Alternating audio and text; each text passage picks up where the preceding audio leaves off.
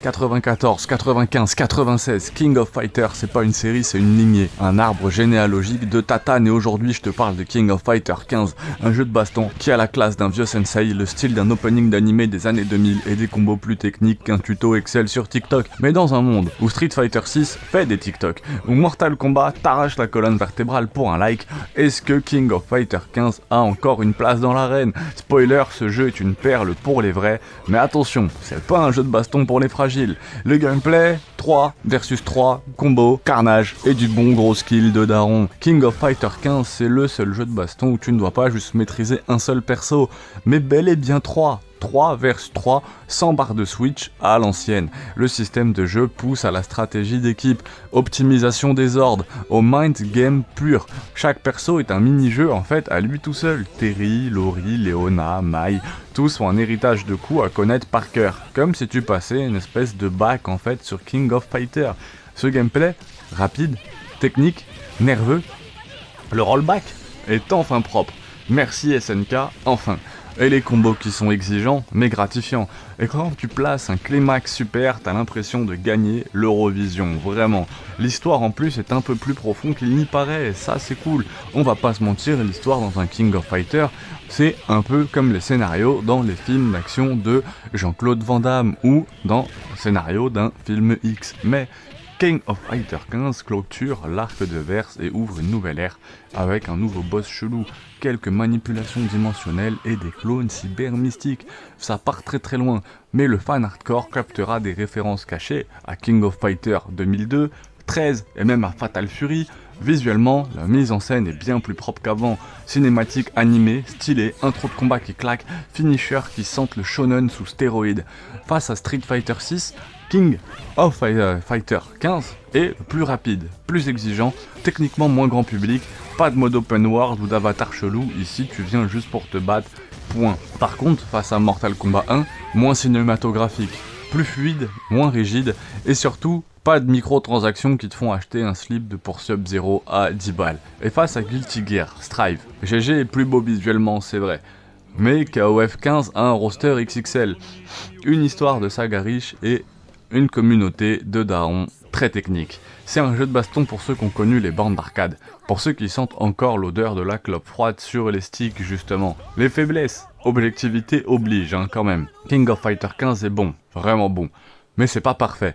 Le mode solo, très fainéant malheureusement, pas de mode histoire ultra narratif comme MK, le style graphique qui divise, c'est plus propre que le 14 mais c'est moins audacieux que Guilty Gear, et l'équilibrage, encore un peu fluctuant selon les patchs. Vraiment, conclusion, King of Fighters 15 c'est un cadeau pour les puristes, c'est le vieux maître qui t'apprend la rigueur, l'art du pressing, du zoning, du punish parfait. Si t'en as marre des jeux qui jouent pour toi, si tu veux maîtriser, souffrir, puis triompher, là vraiment c'est le jeu qu'il te faut. King of Fighters 15 est ton dojo. Vraiment, ton main c'est qui? Terry, Lori, Dolores? Balance-moi ça en commentaire, abonne-toi pour plus de tests qui tapent comme un super cancel, active une cloche où tu subiras un combo de 98 hits en silence. King of Fighters 15 c'est vraiment pas pour tout le monde, mais c'est pour ceux qui aiment. Imagine un monde où la mer a disparu, pas un tsunami, pas un cataclysme, juste l'absence. Un monde sec, désertique, où les falaises sont les dernières traces de civilisation oubliée. Et toi t'es là, un petit personnage muet, seul, avec son sac à dos, une créature faite d'eau, tu grimpes une tour gigantesque, dans une ambiance poétique, mélancolique, t'as pas d'armes, pas d'ennemis, pas de voix off, juste le silence, l'ascension, et toi. Bienvenue dans Jusant, un jeu d'escalade qui va te faire pleurer de beauté, crier de frustration et rester bouche bée pendant des heures. Le gameplay, tu ne grimpes pas, tu escalades avec ton âme. Jusant, ce n'est pas un jeu de plateforme classique. Ici, tu nages dans le vide, tu danses avec la gravité, tu ressens chaque prise.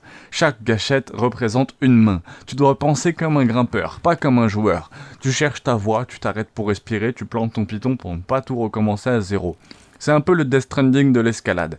Pas dans le sens des livraisons bizarres, mais dans cette mécanique de mouvement ritualisé, où chaque pas est une décision. Pas de bouton, sauter et basta. Ici, c'est de la réflexion verticale, un vrai puzzle physique. Et tu sais ce qui est génial? Plus tu montes, plus tu grandis, pas en niveau, en émotion. Plus tu piges que le jeu, c'est pas une balade, c'est un voyage introspectif. L'histoire, elle est racontée sans aucun mot. Pas de cinématique, pas de dialogue, pas de UHD flashy.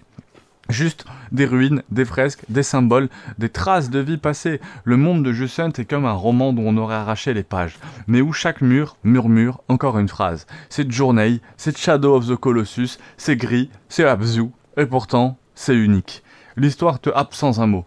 L'ambiance sonore minimaliste, la direction artistique sublime, cette créature aquatique justement sortie de Navi muette, qui te guide et te réveille autour de toi, qui réveille le monde autour de toi. On a vu un test sur Journey, on a vu un test sur Shadow of the Colossus, donc si vous voulez en voir un sur Gris et sur Abzu, abonnez-vous, pouce bleu, de toute façon ça va sortir. Partie 3, un game design, de la vertige et de l'émotion. C'est développé par Dontnod, les créateurs de Life is Strange. Donc l'émotion, ils connaissent bien, sauf qu'ici, il n'y a pas de drama d'ado. Juste le deuil, la résilience, le dépassement de soi. Tu te retrouves face à la montagne, au propre comme au figuré. Et franchement, le level design est brillant, ça t'enseigne sans tutoriel. Le jeu t'apprend à être patient, à observer, à ressentir. Tu ressens de Jusant comme après une vraie randonnée. Lessivé, mais apaisé. Céleste t'a fait pleurer avec ses pics. Jusant t'enlace avec ses falaises, même si j'ai du mal avec le nom. Journey t'a bouleversé sans un mot. Là, ça va t'élever, littéralement. Death Stranding t'a ennuyé ou t'a passionné? Bah, tu vas kiffer si tu veux un gameplay mécanique et poétique. C'est un jeu contemplatif, mais jamais lent. Un jeu minimaliste, mais jamais vide.